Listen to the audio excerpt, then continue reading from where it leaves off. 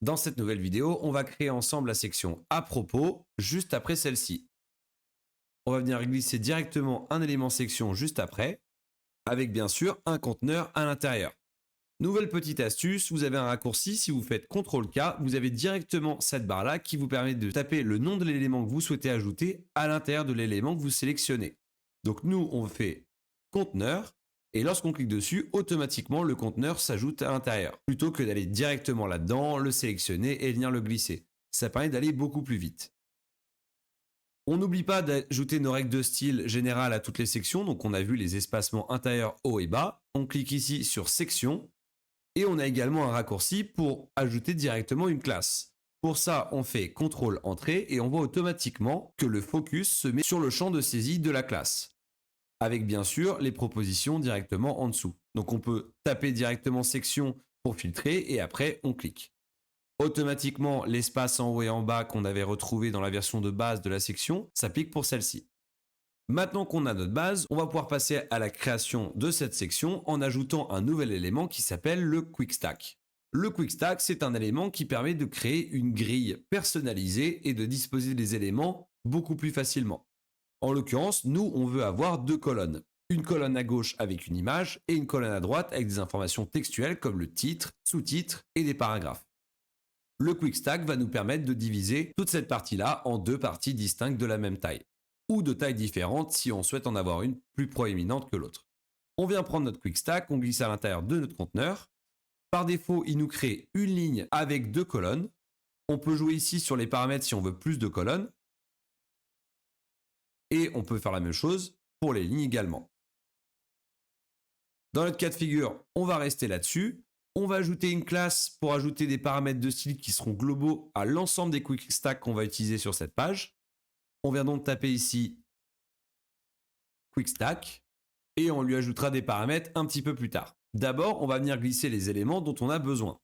En premier, ici à gauche, donc on peut sélectionner la cellule qui contient l'ensemble des éléments sur la partie gauche et l'autre cellule qui contient l'ensemble des éléments sur la partie droite. On peut faire CTRL-K directement et on va ajouter un élément image. Automatiquement, on a cette pop-up qui nous demande quelle image on souhaite ajouter. Donc on vient faire ici Replace et on vient sélectionner ici About pour About Us. Très bien. À droite, on va avoir besoin d'un titre. Donc on va taper Heading. Par défaut, il nous met un titre de niveau 1 comme on avait juste ici. Mais on doit respecter une hiérarchie du contenu. Donc le titre de niveau 1, c'était celui-ci, qui donne la thématique de la page. Ici, c'est une section, donc c'est une sous-partie de la page. Donc on va devoir descendre d'un niveau et passer à un titre de niveau 2. On voit ici que le titre a réduit légèrement en taille, ce n'a pas d'importance, parce qu'on va pouvoir jouer directement sur le style et réaugmenter sa taille derrière. C'est vraiment juste les styles par défaut. Mais par contre, il est très important de respecter ce type de hiérarchie parce que lorsque Google va venir visiter le site internet pour pouvoir le référencer sur son moteur de recherche, il va vérifier que vous respectez bien cette hiérarchie.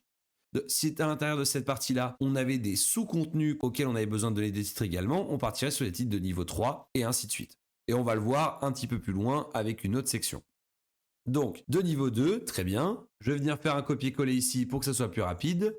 Et on va faire un retour à la ligne après la virgule. On va ajouter une classe, donc heading section, pour garder une nomenclature comparable à ce qu'on avait déjà ici avec heading hero. Après ça, on va ajouter un paragraphe qui va être notre sous-titre. Donc, on vient prendre un paragraphe, on le glisse juste après. Ça va être subheading section. Et pour finir, on va ajouter deux nouveaux paragraphes qui, pour le coup, eux ne sont pas des sous-titres, mais vraiment des paragraphes à part entière. Donc, on va très peu modifier leur apparence. On peut se mettre sur la cellule directement, faire CTRL-K paragraphe. Et après, sur celui-ci, on va faire un clic droit et dupliquer. Pour commencer avec les paragraphes, parce que c'est la seule chose qu'on va toucher les concernant, la taille est un petit peu petite. Donc ce qu'on va faire, au lieu de créer une classe qu'on va devoir réutiliser pour des prochains paragraphes, comme on veut que ça s'applique à tous les paragraphes, peu importe où ils se trouveront, du moins les paragraphes qui resteront basiques, dont le style ne sera pas réécrit avec une classe, on va venir sélectionner ici le sélecteur All Paragraph, et on va dire qu'on veut une taille de 16. Comme ça, aucun contenu sur le site pourra avoir une taille inférieure à 16, et ce sera beaucoup plus lisible. Voilà, donc automatiquement ça vient affecter celui-ci parce qu'il hérite bien sûr des styles, des paragraphes en général, mais dès qu'on va jouer avec sa taille ici, c'est ce paramètre-là qui va écraser le précédent. On va pouvoir styliser un petit peu tout ça, on va commencer par notre heading. On va augmenter la taille ici, on va passer 36, ça me semble pas mal, et après la hauteur de ligne pour aérer tout ça. Voilà, on va partir sur 48. On a dit que la police c'était Ubuntu. Et après, ici, on a cette marge supérieure qui n'est pas utile. On aimerait que vraiment notre texte soit parfaitement aligné ici avec notre image. Donc, on va venir retirer tout ça.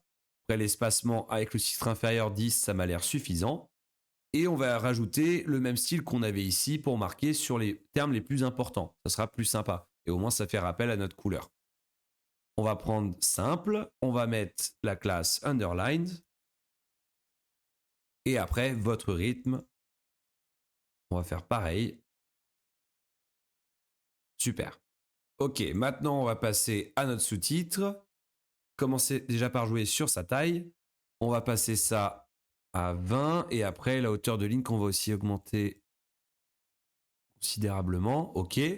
On va mettre un niveau de gras pour bien distinguer des paragraphes de base. On va passer ici en 700. Mais ce qu'on pourrait se dire ici, c'est qu'on pourrait distinguer un peu plus du titre principal. Donc la couleur ici, on pourrait soit s'amuser à aller en prendre une un peu plus claire, soit on peut jouer directement sur la transparence de la couleur pour l'éclaircir. Donc on voit ici qu'on a les différents paramètres de couleur RGB, donc Red, Green and Blue, qui composent toutes les couleurs possibles. Et après ici le A qui permet de définir le niveau de transparence. Donc ce qu'on va faire, c'est qu'on va jouer directement ici pour le réduire et on va le descendre à 90. Comme ça, on a un gris qui est légèrement plus léger. Et après, maintenant, on va augmenter un peu plus l'espace entre ce sous-titre-là et notre titre principal et le paragraphe. Par défaut, ici, on n'a pas d'espacement. On va rajouter 10 pour marquer un petit peu plus avec le 10 du heading juste au-dessus. Et on va mettre beaucoup plus d'espace avec les paragraphes en dessous. Disons 40. Très bien. Maintenant, on va pouvoir passer à la personnalisation de notre image. Elle est assez basique. Ça serait sympa de lui donner une apparence un peu plus moderne et cohérente. Donc là, on a commencé à travailler sur des arrondis avec le bouton. On va retrouver un petit peu le même comportement partout. Donc on va ajouter des arrondis sur notre image et on va surtout lui donner une hauteur qui va nous permettre d'atteindre directement la fin du texte ici. Donc on vient prendre notre image ici. Comme ça ne sera pas la dernière, on va ajouter une classe qui sera commune à toutes les images. Et on va commencer par lui définir une hauteur de 100%. On veut que cette image prenne en permanence 100% de l'espace disponible.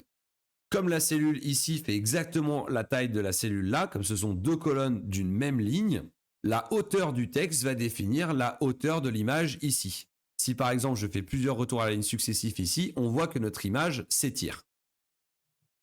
Mais on va prévoir le cas où on aimerait ajouter du texte à un moment donné, et donc du coup que cette image va s'étendre en hauteur. On va appliquer un paramètre de style, comme on a eu ici, pour que l'image s'adapte automatiquement à la taille qui lui est allouée et qu'on n'ait pas cet effet étiré qui vient casser l'apparence originale de notre image. Donc, pour ça, on vient ici dans Size et on va venir dans More Size Option. Et on a l'option ici Fit. Et on retrouve l'option qu'on avait tout à l'heure sur l'image background de notre section Hero, Cover, qui permet d'adapter tout le temps l'image à l'espace qui lui est alloué. Maintenant, on va donc lui ajouter l'arrondi sur les angles. Si vous vous rappelez juste avant, on a vu que c'était dans Border et on jouait sur le Border Radius. On va venir augmenter tout ça. On va aller un petit peu plus haut que tout à l'heure et on va mettre 15 pixels.